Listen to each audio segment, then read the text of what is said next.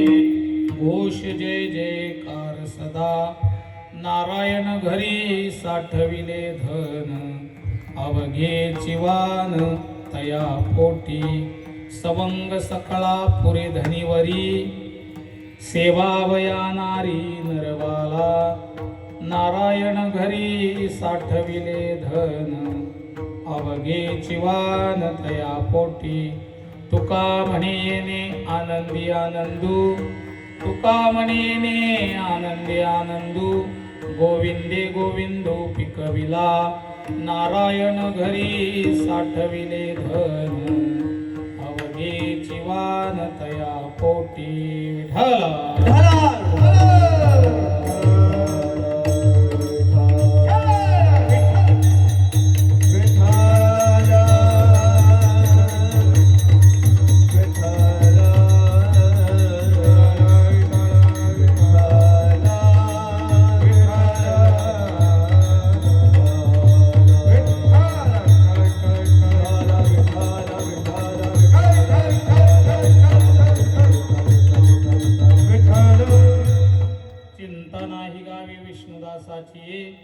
घोष जय जयकार सदा नारायण घरी साठविले धन अवघे चिवान तया पोटी पांडुरंगा करो राधावान पांडुरंगा करो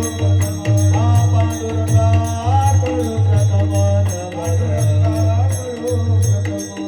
दुसरे शरणा संताची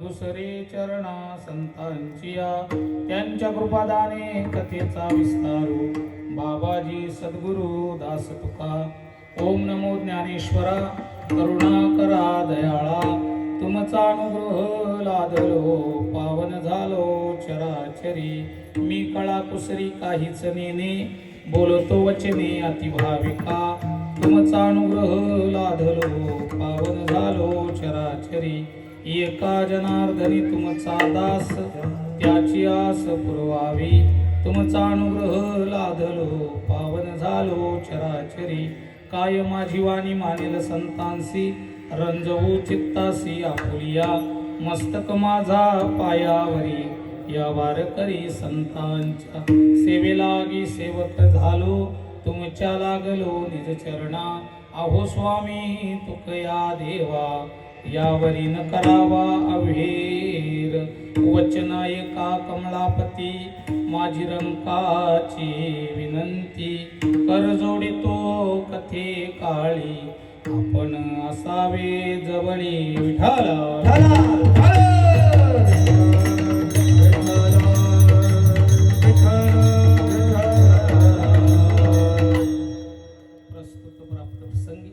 संप्राप्त सेवेकरता निवडलेला अभंग देहूचे सुप्रसिद्ध साधू की वैराग्य ज्यांच्या घरी पाणी वाहत होतं तत्वज्ञान ज्यांच्या जीवनामध्ये पायकी करत होते भक्तीचा वसा घेऊन हे कुळ या महाराष्ट्राच्या पावन भूमीमध्ये उदयाला आलं भंडारा भामचंद्र घोराड्या यासारख्या डोंगरांवर साधना करून देहा सकट वैकुंठ गमन करून विश्वातील एक अलौकिक असा चमत्कार ज्यांनी इतिहासाच्या पानावर सुवर्ण अक्षरामध्ये लिहिला व विश्वंभर बाबांपासून चालत आलेल्या आपल्या 7 पिढ्यांच्या परमार्थाला एक नव उजाला प्राप्त करून दिला आणि आपल्या या वारकरी संप्रदायाच्या भव्य दिव्य इमारतीवर ज्यांचा कलश म्हणून उल्लेख केला जातो असे असणारे श्रीमंत संत जगद्गुरु तुकोबाराय यांच्या मुखातून निघालेली ही अलौकिक अक्षर आज कीर्तन सेवे करता विठ्ठला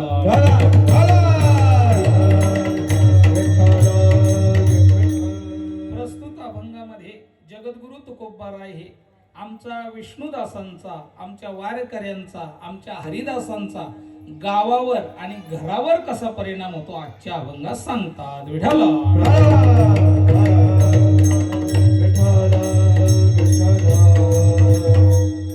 अभंगावर काही विवेचन मांडण्यापूर्वी आजची सेवा ही कोणत्या निमित्ताने आहे हे सांगणं माझं आद्य कर्तव्य आहे.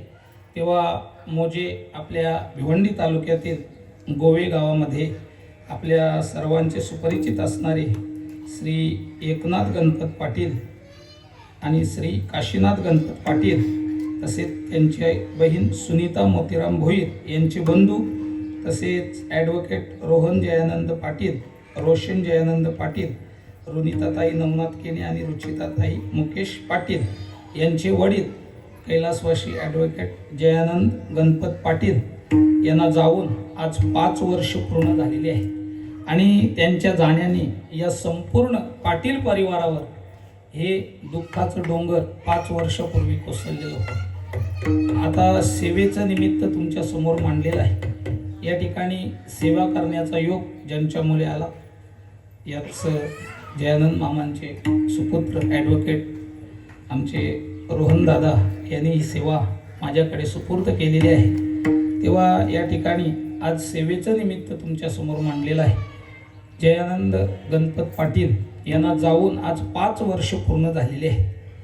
आणि असं नेहमी सांगत असतात की माणसाने जरूर मरावं, परंतु मेल्यानंतर सुद्धा निदान 20-25 वर्षे तरी जगावं. आता मेल्यानंतर कसं जगावं? मरावे परी कीर्ती रूपे गोरा, तुका म्हणे एका मरणेची सरे आणि उत्तमची उरे कीर्ती मागे. महाराज आमच्या जयानंद मामांना जाऊन आज 5 वर्ष पूर्ण झालेले तरी सुद्धा त्यांच्या संपूर्ण परिवाराच्या अंतःकरणामध्ये ते अजून जिवंत आहेत. त्याचं एकमेव कारण म्हणजे त्यांनी केलेले संपूर्ण परिवारावर केलेले उपकार. विठ्ठल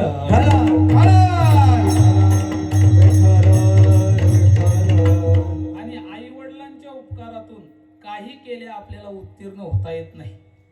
कितीही आपण प्रयत्न केला तरी आई वडिलांच्या उपकारातून उत्तीर्ण होता येत नाही. मग उत्तीर्ण होता येत नाही म्हणून प्रयत्न करायचे नाही, तर त्याकरता शास्त्राने आपल्याला 2 मार्ग सांगितलेले आहेत. कोणते? एक, आई वडील जोपर्यंत जिवंत आहेत तोपर्यंत त्यांची सेवा करायची आणि ते गेल्यानंतर त्यांचे हे जे कार्य आहेत ते सगळं पुत्रांनी मुलांनी करायचं असतं. ज्ञानोबा सांगतात सकळ तीर्थाची धुरे जिये का माता पितरे तया सेवेशी कीर शरीरे लोन कीजे. आई वडील जिवंत आहेत तोपर्यंत त्यांची सेवा करायची आणि ते गेल्यानंतर त्यांचा हा जो विधी आहे, मग 10वा असेल, 12वा असेल, 13वा असेल, वर्ष श्राद्ध असेल, हे सगळे विधी पुत्रांनी करायचे असतात. आणि या ठिकाणी या दोन्ही मुलांना द्यावे तितके धन्यवाद थोडेच आहे. आमचे रोहन दादा असतील, रोशन भाऊ असतील, यांनी आपल्या वडिलांचा हा 5वं पुण्यस्मरण या ठिकाणी आयोजित करत असताना कुठल्याही प्रकारची काटकसर केलेली नाही. भागवा भागवी अजिबात नाही. वडिलांविषयी असणारं प्रेम आणि वडिलांविषयी असणारी श्रद्धा, या श्रद्धेच्या पोटी या ठिकाणी सुंदर असं कार्यक्रमाचं नियोजन केलेलं आहे. तेव्हा त्यांना द्यावे तितके धन्यवाद थोडेच आहे. आणि हे केलंच पाहिजे. हे केल्यानंतर हा जो करणार आहे त्याला तर पुण्य प्राप्त होतोच, परंतु गेलेली जी व्यक्ती आहे त्यालाही पुण्य प्राप्त होतो. आणि करणारे जे आहेत, घरातली जी कुटुंबीय आहेत, त्यांना सुद्धा अक्षय असं पुण्य प्राप्त होतं. किती पुण्य प्राप्त होतो? जसं एखाद्या सूर्याला चंद्राला ग्रहण लागल्यानंतर त्या ग्रहण कालामध्ये काही पुण्यात्मक कालावधी असतो आणि त्या पुण्यात्मक कालावधीमध्ये जर आपण काही दान धर्म केलं तर त्याचं अक्षय असं पुण्य प्राप्त होतं. अक्षय म्हणजे ज्या पुण्याला क्षय नाही असं. आणि तसंच पुण्य हे कार्य केल्यानंतर होत असतं. शास्त्र पुत्रासी पर्व काल लाभ्य आयुष्यात एक वेळ का माता पित्याचा अंतकाळ ती पवित्र वेळ धर्माची किंवा आणि सोम सूर्यादिक ग्रहणे येवोनी करवी ती पार्वणी का माता पितर मरणे अंकित जे दिवस. ज्या दिवशी ते गेले त्या दिवशी त्यांची आठवण करणं म्हणजे त्याला पुण्यस्मरण असं म्हटलेलं आहे. विठ्ठल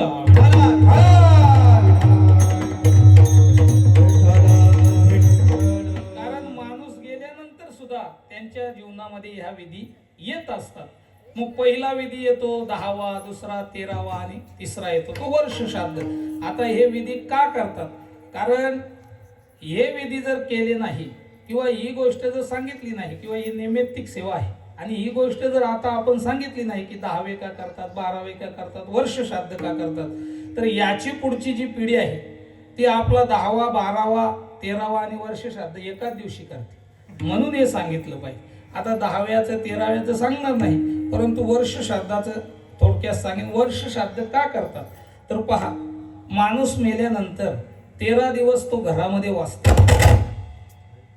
आणि 13 दिवसानंतर तो या घरातून निघत असतो. 13वा झाला की तो या घरातून निघतो.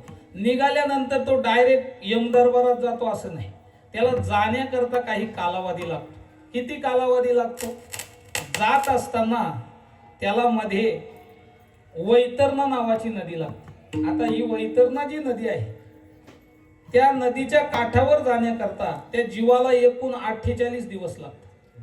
म्हणजे पहिले 13 आणि हे 48 किती झाले? 61. बोलत चला, माझा गणित थोडा कच्चा आहे.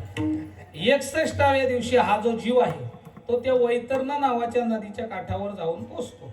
आता वैतरणा ही नदी आहे ती आपल्या नदीसारखी पाण्याने भरलेली नाही. त्या नदीमध्ये घाण भरलेली आहे. घाण, रक्त, मांस, पू अशी ती घाणीने भरलेली नदी आहे आणि ती नदी त्या जीवाला पार करायची, परंतु कशीही पार करता येत नाही. त्या ठिकाणी एक गाय असते. ती गाय त्या जीवाला पलीकडे घेऊन, परंतु कोणालाही नेत नाही. ज्या जीवाने आपल्या जीवनामध्ये एकदा तरी गोदान केलेलं आहे त्यालाच ती पलीकडे घेऊन जाते, अन्यथा नेत नाही. आणि ती नदी इतकी मोठी आहे की ती पार करण्याकरता त्या जीवाला एकूण 39 दिवस लागतात. म्हणजे पहिले 61 आणि हे 39 किती झाले? 100. 100व्या दिवशी हा जो जीव आहे तो त्या यम दरबारात जाऊन पोचतो. तिथं पोचल्यानंतर आपली जी कर्मधर्माची फाईल आहे ती तिथल्या वकिलाच्या स्वाधीन करतो. आता तिथं वकील पाहिजे ना, तिथला वकील कोण? चित्रगुप्त. चित्रगुप्ताच्या स्वाधीन ती फाईल करतो. तो चित्रगुप्त या जीवाचे पाप पुण्य पाहून या जीवाचे केस त्या यम दरबारामध्ये लढतो आणि त्या केशीचा निकाल लागण्याकरता 265 दिवस लागतात. म्हणजे पहिले 100 आणि हे 265 किती झाले? 365. म्हणजे 1 वर्ष होत. म्हणून करायचा असतो तो वर्ष श्राद्ध. विठ्ठल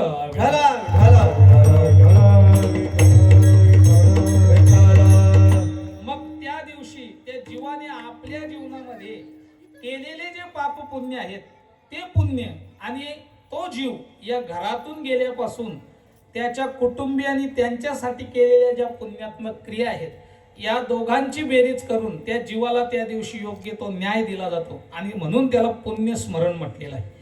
बरं, मग हे दरवर्षी का करायचं? यालाही कारण आहे ना. 1 वर्ष केलं झालं, दरवर्षी का करायचं?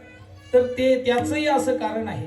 कारण हा जीव यम दरबारात गेल्यानंतर त्याला तिथं भूक लागत असते आणि त्याचा महिना झाला की त्याला जेवायला दिलं जातं. आता तिथला महिना म्हणजे इथलं वर्ष ते जेवायला दिलं जातं, परंतु कोणालाही जेवायला दिलं जात नाही. ज्याने आपल्या जीवनामध्ये अन्नदान केलेलं आहे त्याला तिथं जेवायला दिलं जातं, अन्यथा दिलं जात नाही. तुम्ही म्हणालेला पुरावा, याला पुरावा महाभारतातला आहे. ज्या वेळेला कर्ण युद्धामध्ये मरण पावला आणि कर्ण यम दरबारात गेला, कर्णाचा महिना झाला, कर्णाला भूक लागली. कर्ण चित्रगुप्ताला म्हटलं मला जेवायला दे. चित्रगुप्त म्हटला तुला जेवायला मिळणार नाही. म्हटलं का? म्हटलं तू अन्नदान केलेलं नाही. कर्ण हसायला लागला. म्हटलं खाली जाऊन बघ. दान म्हटलं तर पहिलं नाव कोणाचं येतं? कर्णाचं येतं. आणि तू सांगतो दान केलेलं नाही. तेव्हा चित्रगुप्ताने सांगितलं कर्णा तू भरपूर दान केलेलं आहे. काय दान केलेलं आहे? तू भूमी दान केलेले आहे, वस्त्र दान केलेले आहे, कांचन दान केलेलं आहे, पैसे दान केलेले आहे, परंतु अन्नदान केलेलं नाही. म्हणून तुला जेवायला मिळणार नाही. परंतु तू एक चांगलं केलेलं आहे. काय? तुझ्याकडे जर कोणी अन्नदान मागायला आला तर तू त्याला युधिष्ठिर राजाचं घर दाखवायचं आणि ज्या बोटाने तू घर दाखवायचा त्या बोटाने तुझ्या अन्नदान केलेलं आहे. आणि म्हणून तुला जर तुझी भूक भागवायची असेल तर ते बोट तोंडात घाल आणि भूक भागव. हे मी कोणाचं सांगतो? ज्याचं दानामध्ये सगळ्यात वरती नाव आहे त्याच. मग आपलं कसं होईल? त्याला जर बोट तोंडात घालून भूक भागवायला लागली असेल तर आपलं कसं होईल? विठ्ठल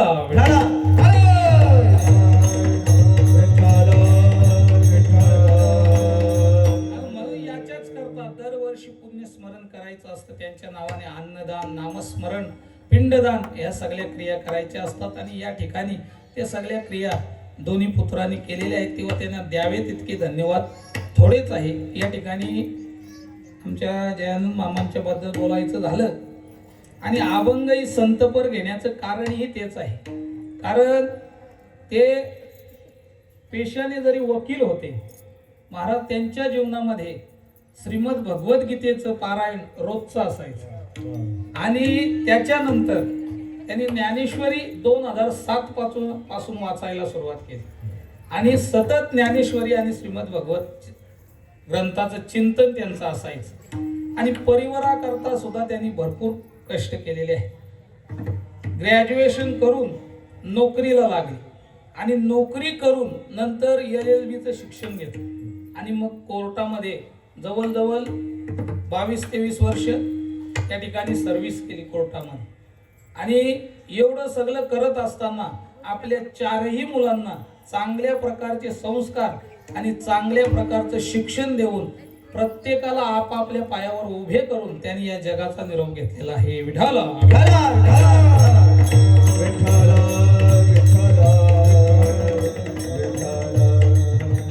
आणि अतिशय प्रेमळ व्यक्तिमत्व, अतिशय प्रेमळ असं व्यक्तिमत्व.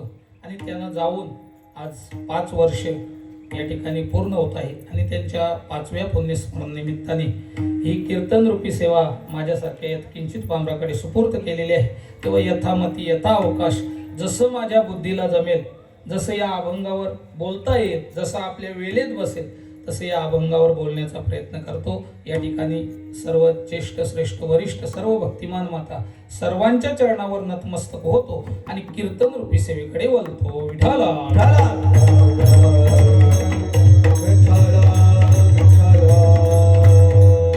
चिंता नाही गावी विष्णुदासाची, घोष जय जयकार सदा. नारायण घरी साठविले धन, अवघेची वान थया पोटी. प्रस्तुत अभंगामध्ये श्री जगद्गुरु तुकोबाराय हे आमच्या हरिदासांचा, आमच्या विष्णुदासांचा, आमच्या वारकऱ्यांचा गावावर आणि घरावर कसा परिणाम होतो आजच्या अभंगात सांगतात. विठाला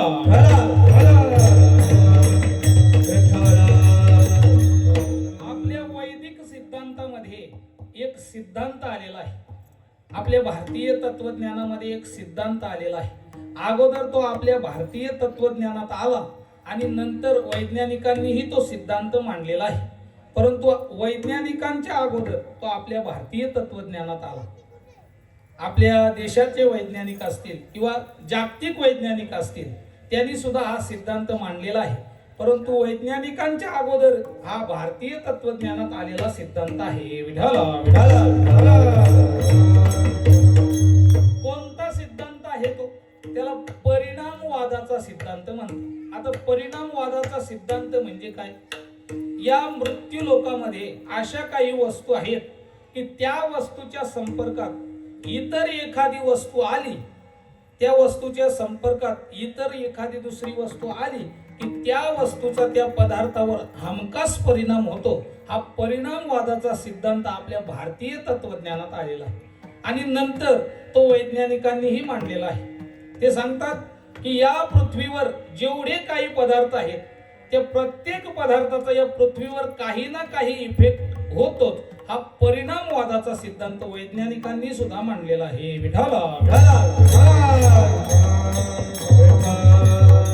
म्हणजे या मृत्यू लोकामध्ये अशा काही वस्तू आहेत की त्या वस्तूंचा परिणाम या पृथ्वीवर होत असतो. प्रत्येक ठिकाणी परिणाम होत असतो. काहींचा परिणाम हा विघातक होतो, काहींचा परिणाम हा विधायक होतो. परंतु परिणाम होत नाही असं नाही. काहींचा परिणाम ज्ञात होतो म्हणजे आपल्याला समजून येतो, परंतु काहींचा परिणाम अज्ञात राहतो म्हणजे आपल्याला समजत नाही. परंतु परिणाम होत नाही असं नाही. काहींचा परिणाम इष्ट होतो, काहींचा अनिष्ट होतो, परंतु परिणाम झाल्याशिवाय राहत नाही. तुम्ही म्हणाल उदाहरणं द्या. आता मी कशाला उदाहरणं देऊ? शास्त्रकारांनी आपल्या पुढे काही 6-7 उदाहरणं मांडलेली आहे की ज्या वस्तूंचा परिणाम प्रत्येक सृष्टीवर होत असतो किंवा सृष्टीवर त्या पदार्थांचा परिणाम होत असतो. शास्त्रकारांनी त्या वस्तू सांगितलेल्या आहेत. 7-8 वस्तू शास्त्रकार सांगतात. मनाला कुतूहल निर्माण होईल असं त्या वस्तूंचा या सृष्टीवर परिणाम होत असतो. विठ्ठल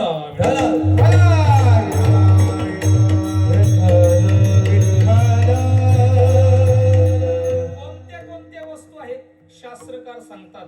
अंतुरी, कस्तुरी, चंद्र, चंदनम, धूप, दीप, भूप, रूप पदार्थाः, दृश्यादृश्य पदार्थ समुदायम, आश्चर्यवत परिणामम कुर्वन्ति. शास्त्रकारांनी 7-8 पदार्थाची यादी दिलेली आहे की मनाला कुतूहल निर्माण होईल असा या 7-8 वस्तूंचा परिणाम सृष्टीवर होत असतो. त्याच्यामध्ये पहिली सांगितली अंतुरी. आता अंतुरी म्हणजे काय? याला काही काही भागामध्ये आस्तुरी म्हणतात. नाही लक्षात आलं तुमच्या? आपल्याकडं त्याला पप्याची आई म्हणतात. म्हणजे पहिलाच नंबर तुमचा लागलेला. म्हणजे माता मावल्यांचा परिणाम सृष्टीवर होत असतो. तुम्ही म्हणाल तुम्हाला कुठं दिसून आला? माता मावल्यांचा परिणाम प्रत्येक युगात दिसून आलेला आहे. माता मावल्यांचा परिणाम कृतयुगात दिसून आला. माता मावल्यांचा परिणाम त्रेता युगात दिसून आला. माता मावल्यांचा परिणाम द्वापार युगात दिसून आला आणि कलियुगात तुम्ही पाहतच आहेत.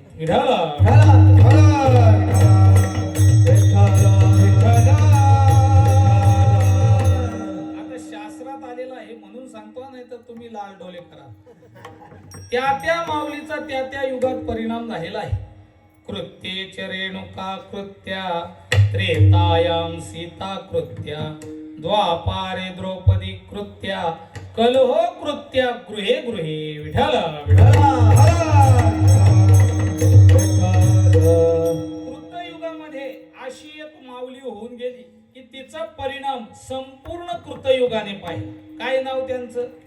रेणुका माता. त्या रेणुका मातेचा काय परिणाम झाला? तिच्या पोटी जन्माला आलेला बाल भगवान परशुराम हातात परशु घेऊन चालायचे. त्या भगवान परशुरामाने 21 वेळा पृथ्वी निक्षत्रिय केली. किती? 21 वेळा. हा परिणाम संपूर्ण कृतयुगाने पाहिला. कोणाचा? रेणुका मातेचा परिणाम. त्याने आपल्या आईच्या खातर 21 वेळा पृथ्वी निक्षत्रिय केली. आता निक्षत्रिय शब्दाचा अर्थ आहे, काही सांगतात संपूर्ण क्षत्रिय संपले, परंतु संपूर्ण क्षत्रिय नाही संपले. कारण ज्या कालामध्ये परशुरामजी होते त्या कालामध्ये ते युग बदलल्यानंतर राजा दशरथाच्याही घरी जायचे आणि राजा जनकाच्याही घरी जायचे. याचा अर्थ संपूर्ण क्षत्रिय संपवले नाही, जे निधर्मी क्षत्रिय होते त्यांना संपवले. म्हणजे हा परिणाम रेणुका मातेचा संपूर्ण कृतयुगाने पाहिला. विठ्ठला कृतयुग संपलं, त्रेतायुग सुरुवात झालं. त्रेतायुगामध्ये अशी एक माऊली झाली जिचा परिणाम संपूर्ण त्रेतायुगाने पाहिला. काय नाव त्यांचं? सीतामाई. त्या सीतामाईचा काय परिणाम झाला? महाराज, त्या त्रेतायुगामध्ये असं युद्ध झालं की न भूतो न भविष्यती, म्हणजे याच्या पूर्वी कधी झालंही नव्हतं आणि पुढे होणारही नाही, अशी शाश्वती नाही. असं युद्ध सीतामाईचा परिणाम.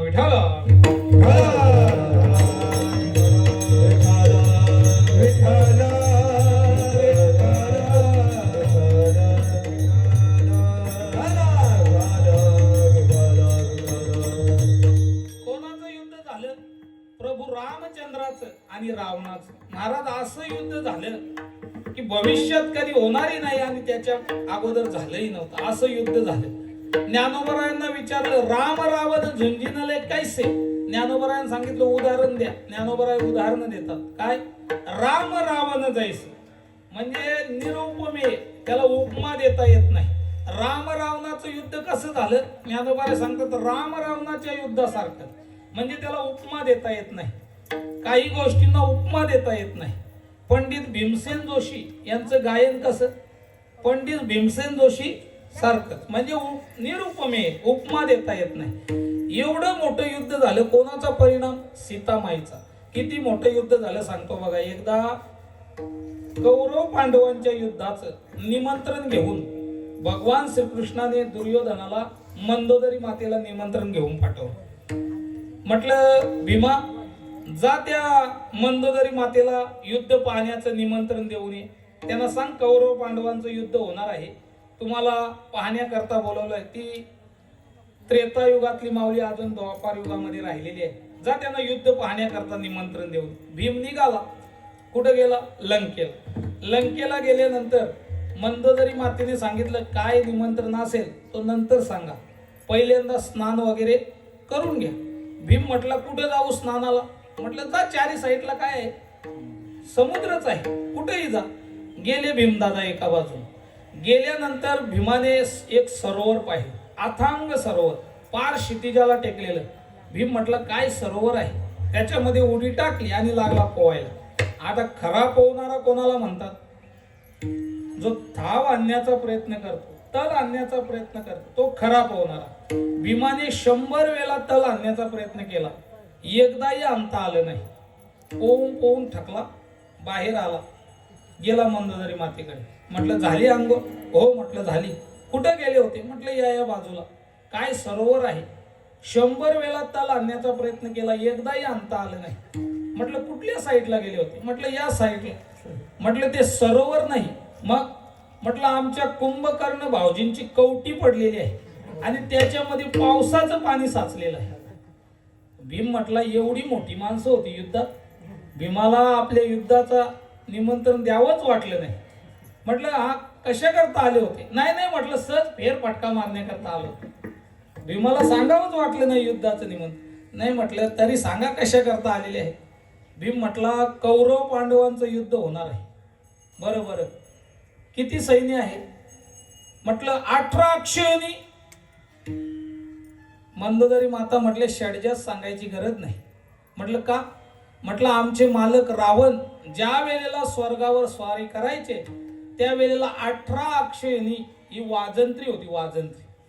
म्हणजे एवढं मोठं युद्ध झालं. कोणाचा परिणाम? सीतामाईचा परिणाम. विठाला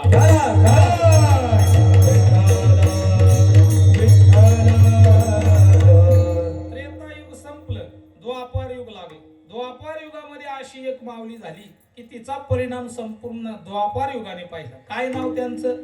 द्रौपदी माता. काय परिणाम झालं? कौरव पांडवांचं युद्ध झालं महाराज. कौरव पांडव मिळून 105 होते. पांडवांना जर कोणी विचारलं तुम्ही किती भाऊ, ते सांगायचं आम्ही 105. अरे तुम्ही तर 5च आहेत. नाही नाही ते 100 कौरव आमचेच भाऊ आहेत. कौरवांना जर कोणी विचारलं तुम्ही किती भाऊ, ते सांगायचे 105. अरे तुम्ही तर 100च आहेत. नाही ते 5 पांडव आमचेच भाऊ आहेत. म्हणजे एवढा एक विचार होता. ज्या वेळेला गंधर्वाने दुर्योधनाला उचलून नेला गुवाहाटीला, हे आपलं गंधर्व लोकांमध्ये, त्या वेळेला युधिष्ठिर राजाने सांगितलं अर्जुना उठ, जा तुझ्या भावाला उचलून नेलेला आहे, सोडवून आण. अर्जुनाने गंधर्वांशी युद्ध केलं आणि दुर्योधनाला सोडून आणलं. माऊलींनी वर्णन केलेलं आहे, पवाडा तुवा केला गंधर्वासी. एवढा एक विचार होता. मग ते वेगळे का झाले? तर त्याचं कारण द्रौपदी माता. बघा ऐकण्यासारखा प्रसंग आहे. मय दानवाने मय नगरी तयार केली आणि ती मय नगरी पाहण्याकरता दुर्योधन निघाला. आता ती मय नगरी अशी तयार केली होती, त्या मयासुराने असं कला कौशल्य त्याच्यामध्ये ओतलं होतं की जिथं पाणी होतं तिथं जमीन दिसायची आणि जिथं जमीन होती तिथं पाणी दिसायचं. अशी ती मय नगरी तयार केली होती आणि ती पाहण्याकरता दुर्योधन निघाला. आता गेल्यानंतर त्याला दिसलं पाणी. आता पाणी दिसल्यानंतर तिथं जाऊन तो उभा राहिला, असं धोतर वर घेतलं. तिथं दासी उभ्या होते. म्हटलं युवराज धोतर खाली सोडा. का? म्हटलं पुढं पाणी नाही, जमीन आहे. तो म्हटला तुझ्या डोळ्याला काचबिंदू झालाय का मोतीबिंदू झालाय? पाणी आहे ना पुढं. ती म्हटली हेच तर मैदानवाचं कला कौशल्य आहे. जिथं जमीन आहे तिथं पाणी दिसतं आणि जिथं पाणी आहे तिथं काय दिसतं? जमीन दिसतं. आता दुर्योधन राजकारणी माणूस आणि राजकारणी माणसाचा कोणावर विश्वास नसतो. काय झालं, एक मुलगा वयाच्या 25शीत आला. त्याचा बाप 50 वर्ष गावचा कारभार पाहायचा. त्याने वडिलांना म्हटलं बाबा मला मोठं करून काही विकून टाकणार आहे. म्हटलं का काय झालं? म्हटलं मला राजकारणाचे धडे कधी शिकवा. बाप म्हटला चल आजच शिकवतो. गेला बाबाच्या बरोबर बाहेर गेला. म्हटलं चढ दुसऱ्या मजल्यावर. पोरग चढलं. म्हटलं टाक खाली उडी. तो म्हटलं बाबा मोडेन मी. अरे तुझा बाप खाली आहे, टाक खाली उडी. मुलाने उडी टाकली, बापाने असे हात बांधून घेतले. मुलगा खाली पडला, 8 ठिकाणी मुलगा मोडला. चांगला 7-8 महिने दवाखान्यात राहिला. दवाखान्यातून आला. म्हटलं बाबा मी तुम्हाला राजकारणाचे डाव शिकवायला सांगितले आणि तुम्ही मला 8 ठिकाणी मोडवलं. बाप म्हटला तुला राजकारणातला पहिला डाव शिकवला. म्हटलं काय? म्हटलं सख्या बापावर विश्वास ठेवायचा. म्हटलं दुसरा शिकू का? म्हटलं नको नको नको. कुंभमेळा कधी आहे ते सांगा. गजकरण परवडलं परंतु राजकारण परवडत. आता दुर्योधन राजकारणी माणूस, त्याचा कोणावर विश्वास नाही. तसाच निघाला. पाण्यात गेला, उभा राहिला. आश्चर्यचकित झाला. अरे पाण्यात उभा आहे, पाणी अंगाला लागत नाही. असं धोतर वर घेतलं, पिळून पाहिलं, पाणी निघत नाही. काय कला कौशल्य आहे. पुढे निघाला. पुढे दिसली त्याला जमीन. तिथं दासी उभ्या होत्या. त्या म्हटल्या युवराज धोतर वर घ्या. पुढं जमीन नाही, पाणी आहे. त्याचा विश्वास नाही. तसाच निघाला आणि पाण्यात जाऊन धाडकन त्या पाण्यात पडला. आता पडल्यानंतर पडलेली माणसं, मोटारसायकलवरून पडलेली, सायकलवरून पडलेली, लागलाय किती हे पाहत. मग आपल्याला पाहिलंय कोणी हे पहिल्यांदा पाहत. तसाच दुर्योधन पाहू लागला. वरती द्रौपदी तोंडावर पदर ठेवून हसत होती आणि हसता हसता तिने एक वाक्य उच्चारलं. काय? आंधल्याची पोरं आंधली निघाली. महाराज एवढ्या वाक्याने काय झालं? महाभारत 105 कौरव पांडव होतं परंतु त्यांच्यातच युद्ध झालं. कोणाचा परिणाम? द्रौपदी मातेचा परिणाम. विठाला